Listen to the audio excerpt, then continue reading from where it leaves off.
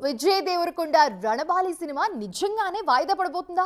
ఆ వార్తలతో September box office వద్ద ఎన్ని చేంజెస్ జరగబోతున్నాయి? అన్నయ్య వదిలేసిన రిలీజ్ డేట్ ను కబ్జా చేయడానికి తమ్ముడు ఆనంద్ దేవరకొండ ప్లాన్ చేస్తున్నారా? ఒకేసారి ఇన్ని సినిమాలు సెప్టెంబర్ 10, 11 తేదీల కోసమే ఎందుకు పోటీ పడుతున్నాయి?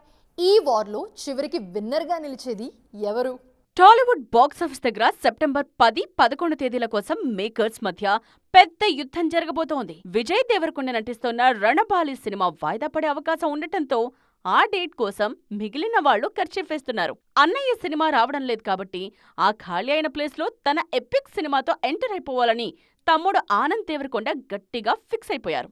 ఇదే రిలీజ్ డేట్ రేస్లో సెప్టెంబర్ 10న తమ అదృష్టాన్ని పరీక్షించుకోవడానికి 2 క్రేజీ ప్రాజెక్ట్స్ సిద్ధమవుతున్నాయి. కార్తీ హీరోగా నటిస్తోన్న సర్దార్ 2 సినిమా సెప్టెంబర్ 10నే థియేటర్స్లో సందడి చేయబోతోంది.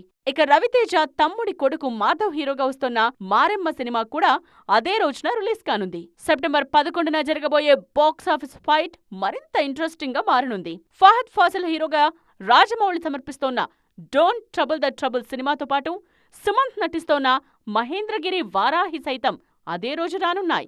2 రోజుల్లో 5 సినిమాలొస్తూ ఉండడంతో ఈ క్లాష్ పై అందరిలోనూ ఆసక్తి పెరిగిపోయింది.